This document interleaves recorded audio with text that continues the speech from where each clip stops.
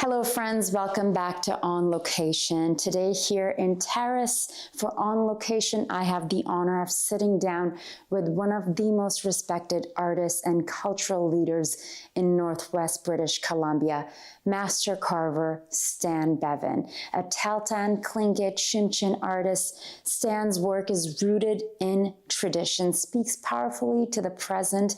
As a founding instructor at the Freda School of Northwest Coast Art, he has helped mentor a new generation of Indigenous artists, keeping carving traditions alive through storytelling, precision, and spirit. His pieces have been displayed across the country, but his greatest legacy may be the impact he's had in the classroom, in the carving shed, and in the hearts of his community. We're here in Terrace, surrounded by the land and energy that inspires Stan's work, and I can't wait to learn more about his story, his vision, and his journey. Let's get started. Stan, thank you so much for welcoming us. Thank you. Pleased you were able to make it. Thank you. Well, let's start from the beginning. What were some of your earliest memories of carving and of being around art that perhaps intrigued you? I got to watch my Uncle Dempsey carve when I was a young teenager, and my opportunity came when I went to Prince Rupert, because he was living in Rupert and I lived in Terrace, and he was putting on a workshop for drawing. So that was my first introduction to the art, was taking a weekend of drawing classes. And then every once in a while I'd go down, he'd be working on a pole, and he'd get me to use the knives a little bit. And the very first experience of working on one of his poles, I sliced my thumb. So it wasn't a good experience for the first time working on a totem pole, but I had later chances to work with him after I came out of the Gittenmack School of Art in Hazelton. So when I turned 18, I had the opportunity to go to school in Hazelton, and that was a year of learning the basics, the fundamentals of Northwest Coast art. And then I was able to work with my Uncle Dempsey, and then I had the opportunity to learn tools, design, working with wood. And then when I got to work with my uncle, he invited me to Ketchikan, Alaska to work on a 30-foot totem pole. So I spent something like 5 months working with him in Ketchikan, and that was my first experience in working as an artist. At that time, looking back at what I do now and what I did with him, I knew very little. So it's been quite a journey. And you had a great teacher, and something you were mentioning off camera, we were speaking earlier, is that this is your learning how you're meant to learn, like from your uncle on your mother's side. Can you share a bit more about that?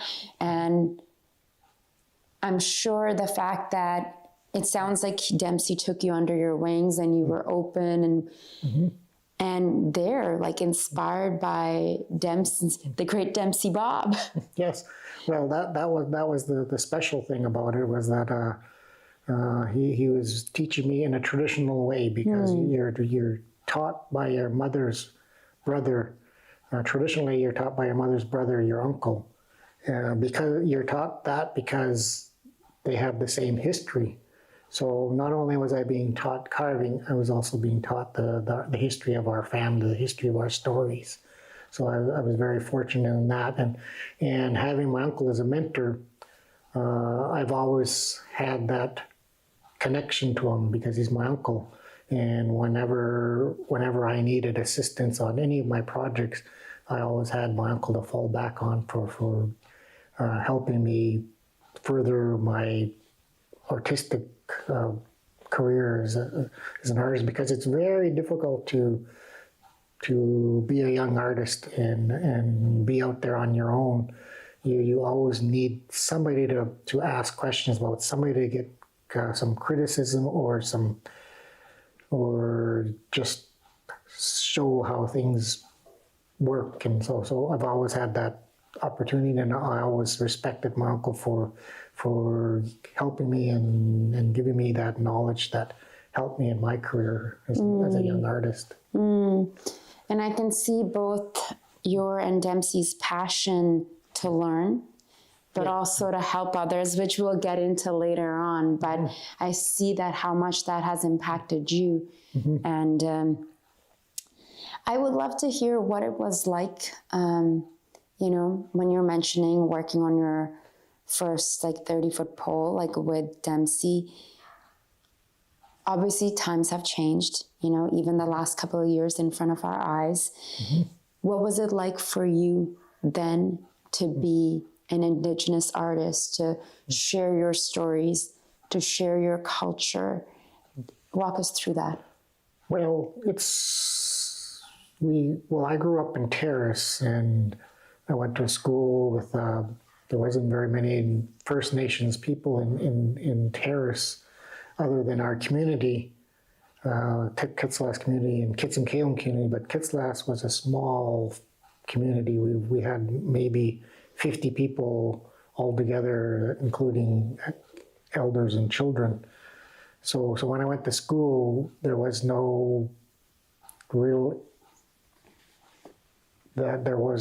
culture around, like other than what we did as a family. So it took me to understand what traditional was, because when I started carving, I wanted to understand what traditional life was, what traditional living was, because I felt that I didn't live it when I was growing up. But then when I started figuring it out, I realized I lived it, because we just live it in a different way. But our values and the way we do things, or the way we do things now, are related to what my grandmother and my great-grandmothers were taught and passed on, which was passed on to me and my sister. Thank you for sharing that. How do you see art as a vehicle for telling and sharing truth, especially those that weren't allowed before in this country?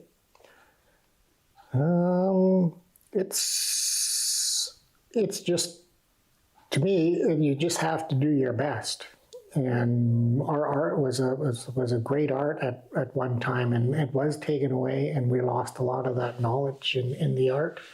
And to me, by doing your best and showing what the art really is my way of educating people that we do have a good culture. We are good people, and we have always had a strong culture, and by showing that, by showing it through what the art is. And art was never, it was very strong, but it was always fluent, it always grew.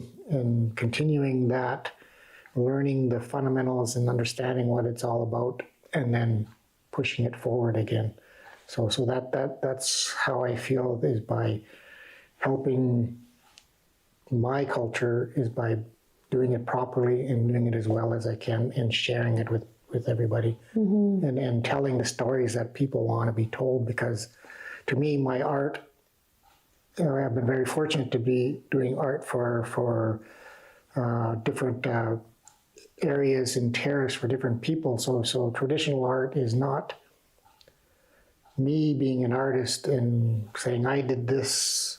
It's about you telling that story that they want in the best way you can, so that they are proud of what they have, and that's what I believe traditional art was. You carve for other people, other clans, for them to show their face, their side of their history.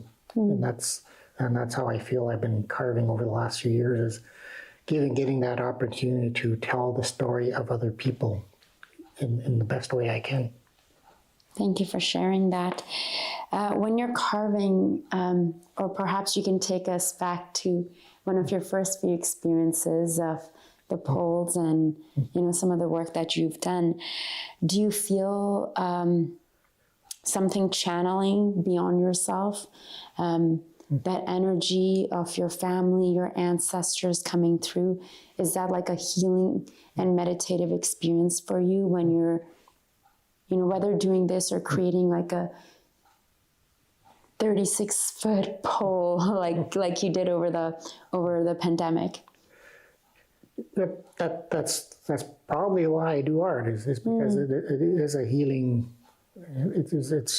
It's a calming thing, that's something that I enjoy doing, and when I'm very stressed, I carve faster. It's what my children say. But to me, I've seen it with many of the students that I've taught through this Freda school or through mentoring, that it is a calming and a healing thing, because they have that opportunity to direct their energy in different ways. So. Can you share about the Freda School and what that experience is like, working with students and then receiving that feedback, knowing you're impacting these people in big ways? Well, I'll start from the beginning, where I began teaching, and working with my uncle. He was doing a lot of teaching, traveling Alaska, Yukon, through British Columbia, and teaching workshops, and he was getting to his career where he couldn't do all that anymore, so he got me to start teaching for him. So I had like 15 years of experience before the Freda School in traveling and teaching all over in some of Dempsey's positions that he had before.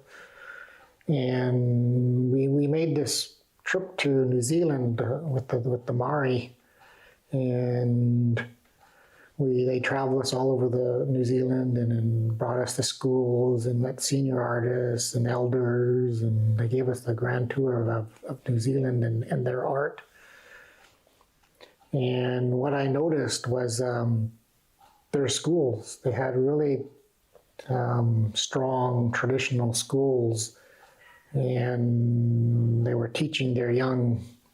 And when we came back, it was something in my mind that would be something that I would like to do, is to teach. And the opportunity came up when it was at the time Northwest Community College, now Coast Mountain College. They wanted to start an art program, and they invited all the master artists from the area to meet and talk about starting a school. And after the meetings, it was they chose Dempsey and myself and Ken McNeil to start the school. So that's how we got started, and not knowing at the time, going into it, that it would be something that would continue on, because usually we teach a course 5-6 months and then we're off back to work. This turned into for me, 15 years of teaching. Wow. I took 15 years out of my carving to teach, but I enjoyed teaching. I really, really enjoyed teaching. I enjoyed getting it organized properly so that the students got a well-rounded art education. And the school is modeled after what it is. It teaches the art, but it's really what it's all about is teaching to be an artist. So everything involved being an artist is in that school. So you're not just learning to design and carve and make tools. You're learning to go to galleries. You're learning to have exhibits. You're learning to go to museums and study. You're learning to speak with other artists. You're learning to public speak. You're learning to talk in exhibits. And so it's everything that's involved in an artist. You've been a big, massive part of this shift when it comes to Indigenous art and how it's viewed, not just in Canada, but around the world. From a time when it was overlooked or stolen to now being honored in galleries and institutions around the world. How does it feel for you personally to see that change? It's satisfying, because it's when I first started, my uncle was further ahead, and he was one of the pioneers of bringing the art into galleries. But when I started, there was nowhere to sell. I I wanted to be an artist with with no known career to be an artist for Northwest Coast. So by all my learning from 1980 to 87, there was no real galleries that you could sell to, but I just did it. Wow. And with no like future, but can you tell me a little bit about that? Like, did you just feel this calling inside of you that said something is going to happen? There's going to be a path is going to appear where there is no path right now. That was in the back of her head, yes, that something will open up. But other than that, we just did it for the love of wanting to learn and knowing that our uncle was very enthusiastic about being an artist. And he was making a career in his own way. And we just followed along with him. And because I never had any real work in my life. I never got a job other than part-time jobs just to keep my carving going. And then it was in 1987, my uncle phoned me up and said, there's a big show in Vancouver. It was one of the first shows by the Inuit Gallery. It was called Hands of Creation, in which there were all the major artists at the time were being shown in this exhibit. There was a Bill Reed and Robert Davidson, Joe David, all the big guys like my uncle at that time. And so I was working here, building these houses that I'm living in. I just started and I was scraping cement and got the phone call and they said, no, I'm quitting, I'm going back to carving. Went back to carving and my career began when I got into that exhibit. So it's not luck, it's being prepared for that opportunity. And that's what my early learning and continuing of carving and learning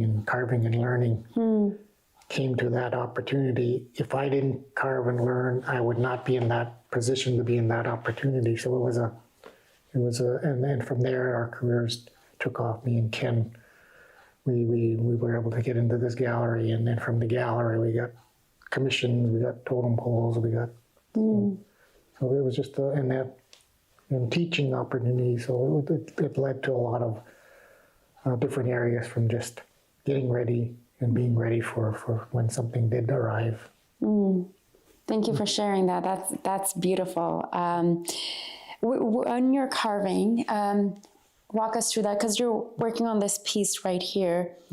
How long does something like this take you to create? This is a commission piece. Well, it takes months and months and maybe years, because this one is a commission from almost 2 years ago. Okay. But there's so many work that happens, doing different projects all the time. And I've been working on totem poles. So I had to put this aside. So I'm back on this again. So this is probably like 2 or 3 months of work involved in that, but it could expand over years of doing a project, because, and sometimes those years help because the knowledge you gain from the other experiences go into the new piece. So like you could be working on printing something or a totem pole, and you get an idea that you want to incorporate in a commission. I believe it was Dave Gordon here, locally city councillor.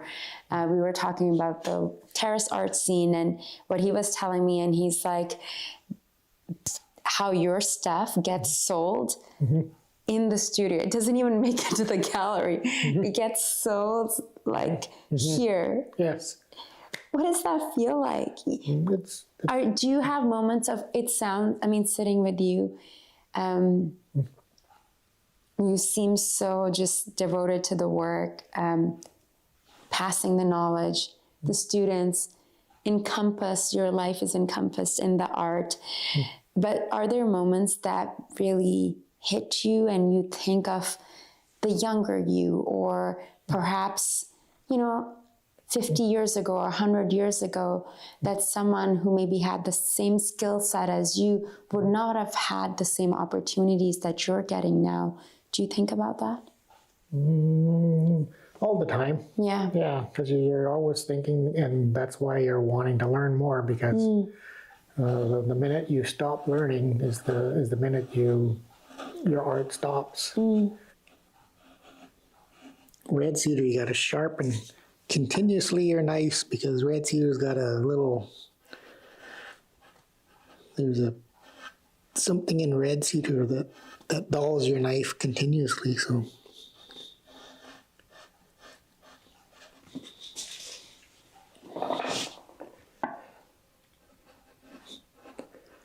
That's why I like using Japanese tools on red cedar, because it's Japanese tools have a harder edge, and they hold a sharper edge longer. And they can get these fine details because they got finer, sharper tools. You can get it with other tools, but I just prefer the Japanese.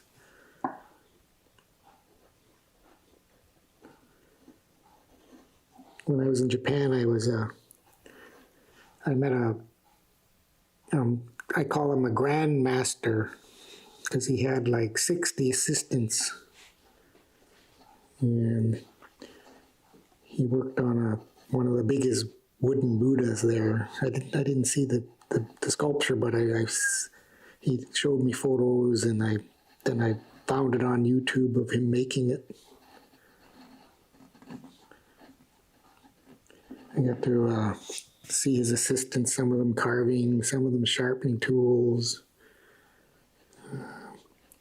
some of their bigger works in progress. So it was quite an experience. And on that same trip, I got to meet a national award-winning printmaker. So a lot of that stayed with me. And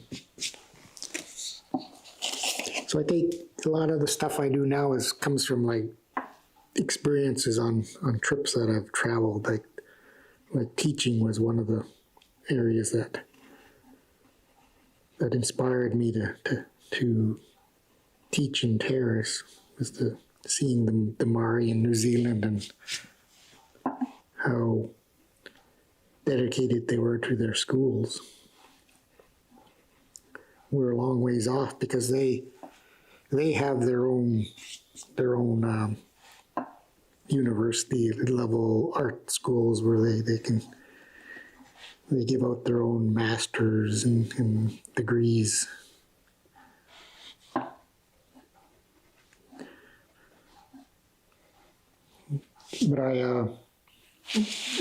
with that in mind, I worked with one of our alumni. She had gotten her bachelor's, and she was a very talented, organized young artist. And her husband, he was an artist too. He also came from the school. And I sought him out because I seen his talent in teaching, and brought him on board to teach. He's now a instructor at the school, Nathan Wilson.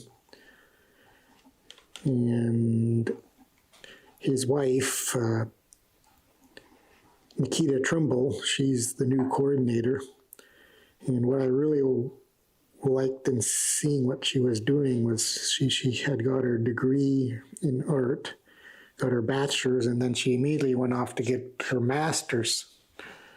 And I was very pleased in that because I wanted the school to have that level of expertise, or that respect of expertise as an instructor, having a degree, having her master's, so that and she has academic knowledge that she can put towards developing the school in further ways. And so she is doing that now, and using her knowledge in advancing the school. So I think we're going to get to that level as long as we have this dedication of young artists in bringing the art and teaching to a different level. So we may get to that level of what the Māori have in years to come, because if she can pass what she's doing on to the next instructors and that continues on, we can have that chance of our artist having degrees, our own degrees. So I would love to hear from you in your own words, the advice that you would give to young artists wanting to get into your profession or any kind of profession, to Indigenous artists watching right now. For First Nations art, the most important thing is the fundamentals. That's what the school teaches, fundamentals. You got to learn the basics of designing, you got to learn the basics of painting, you got to learn the basics of knives, carving, techniques of wood, and then go on and study the old and understand how important that is before you start creating, because if you try to create too soon, you lose that fundamentals, and the art connects to the fundamentals of who we are. And if you can learn that well, and it takes years. It takes years of learning. Mostly you have to do a lot. There's a lot of work that you have to do. You can't do it in a few pieces. You can't do it in a couple of years at school. You have to go on and just keep carving, drawing, designing. It's just a lot of hard work. And the way you're going to learn is by doing all that hard work. And then you'll get to a level to where you can understand and see and create in your own ideas, and bring it and have your own style and bring your own.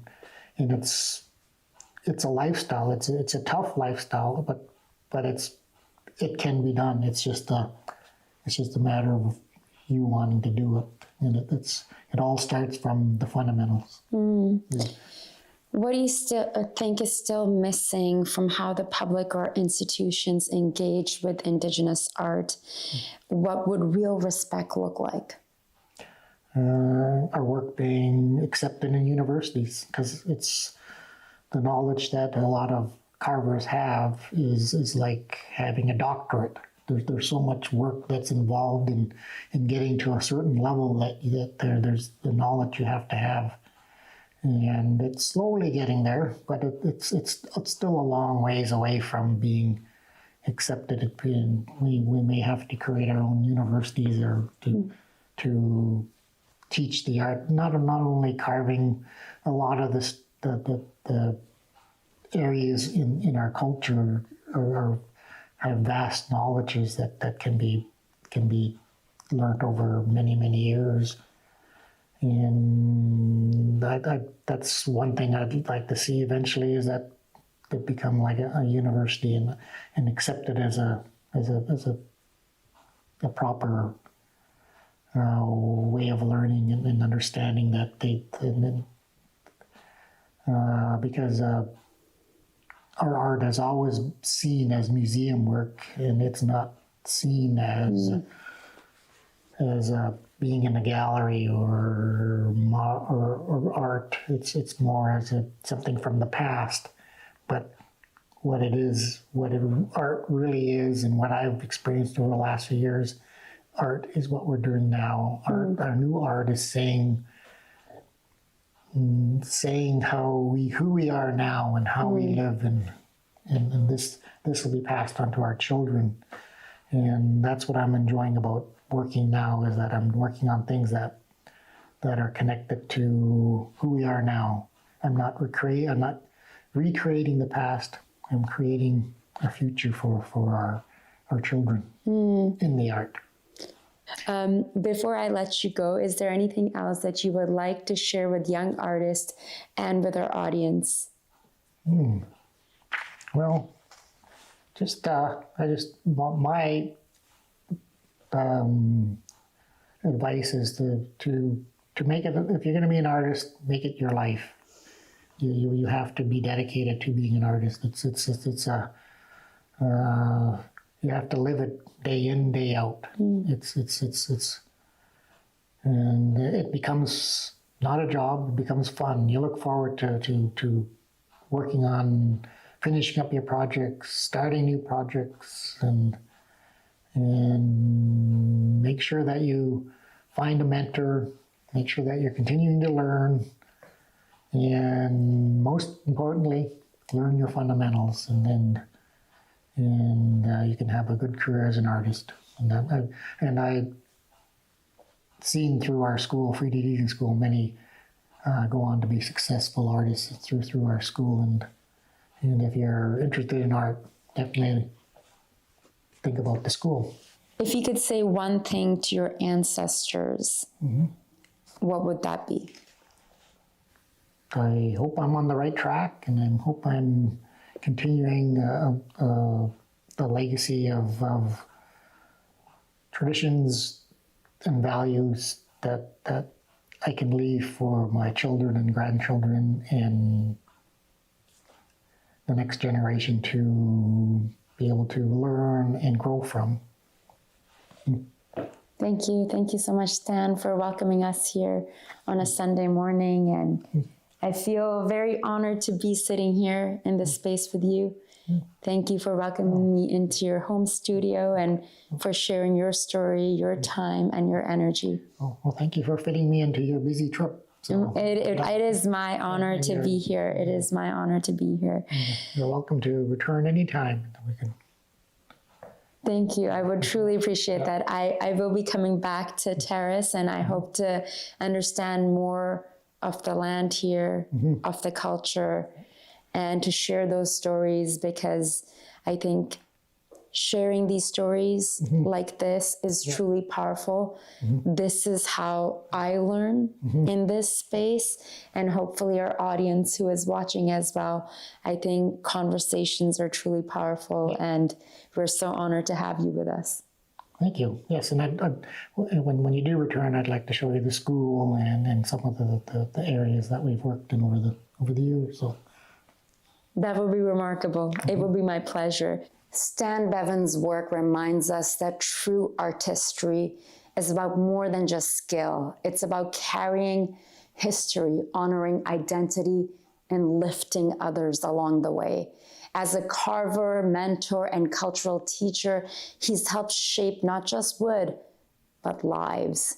His quiet leadership and creative legacy will echo for generations to come.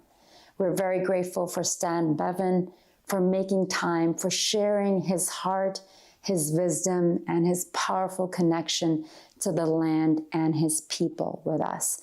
Until next time, I'm Zara Durrani, and you're watching On Location in Terrace, brought to you with the support of TELUS STORYHIVE.